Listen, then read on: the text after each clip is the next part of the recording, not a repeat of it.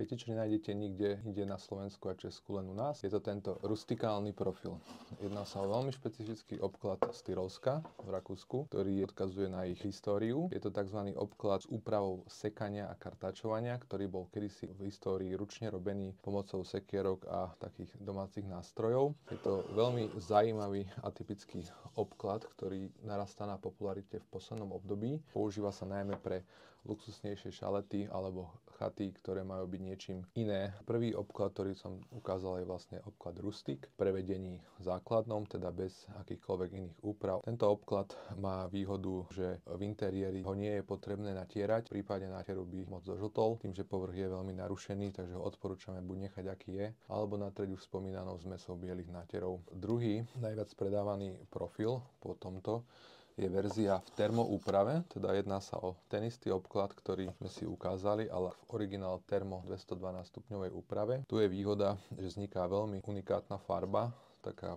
karamelová, ktorá je ťažko napodobniteľná v prípade, že by ste napríklad chceli natierať tento obklad nejakou farbou. Termizácia samozrejme prechádza celým drevom, preto je všetko od pilín cez celú hĺbku je hnedá, alebo teda karamelová.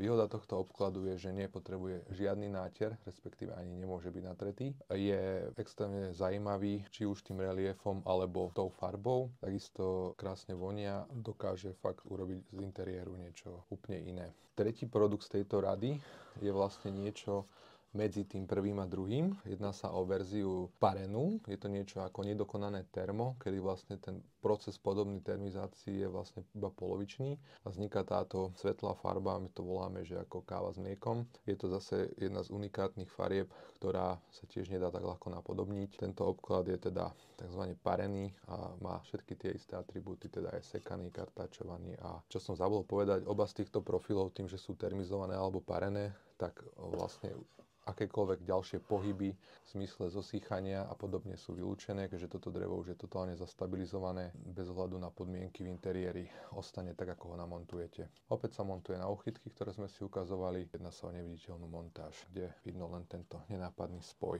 Posledný z týchto rustikálnych profilov je verzia z pareného sibírskeho smrekovca, respektíve európskeho smrekovca. Je to verzia, ktorá je veľmi podobná tej parenej verzii, ako môžete vidieť, ale vzhľadom na to, že základové drevo nie je smrek severský, ale teda európsky červený smrek alebo smrekovec, tak drevo má rovnakú štruktúru, podobnú farbu, ale má extrémne vysokú odolnosť, čo je najmä výhoda pre exteriér. Teda toto je jediný, ktorý je oficiálne možné používať na exteriérové chaty, prípadne prvky na domoch. Nie je ho možné montovať na uchytky, ale na nerezové skrutky. Takže je to veľmi obľúbená voľba pre exteriéry. Správa sa potom podobne ako fasády zo smrekovca, teda postupne mení jemnúčko farbu, ale vyzerá to potom ako v nejakom rakúskom lyžiarskom stredisku. Tieto rustikálne profily sa po nemecky nazývajú aj ako alternatíva starého dreva a tu na ako ďalší produkt, ktorý taktiež nájdete v našej ponuke, je to vlastne staré drevo. Staré drevo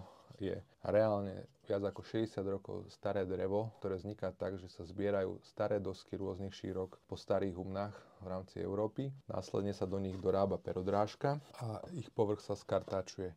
Tým, že každá z tých dosiek pozbieraných bola natieraná niečím iným, tak vznikajú takéto zaujímavé otiene, ktoré sú taktiež ťažko napodobiteľné. Je to veľmi obľúbený prvok pre interiéry, je to veľmi unikátne, najmä kvôli tejto farebnej štruktúre. Jedná sa aj o pomerne menej dostupný produkt. Jeho dostupnosť je jemne limitovaná, niekedy na dlhšie treba čakať, ale to je práve preto, že sa tam používajú výhradne dosky staršie ako 60 rokov, preto je v ponuke táto alternatíva v prevedení Rustik. Týmto 4 profilom máme potom ešte samozrejme aj tzv. Ľudovejšiu variantu, ktorá spočíva v kartačovanom povrchu. A to je vlastne klasický obklad z našich najpredávanejších, či už rozmer 20x196 alebo rozmer 20x146, ktorý po kartačovaní u nás vyzerá nejako takto a dodáva veľmi zaujímavý vzhľad za veľmi rozumné peniaze.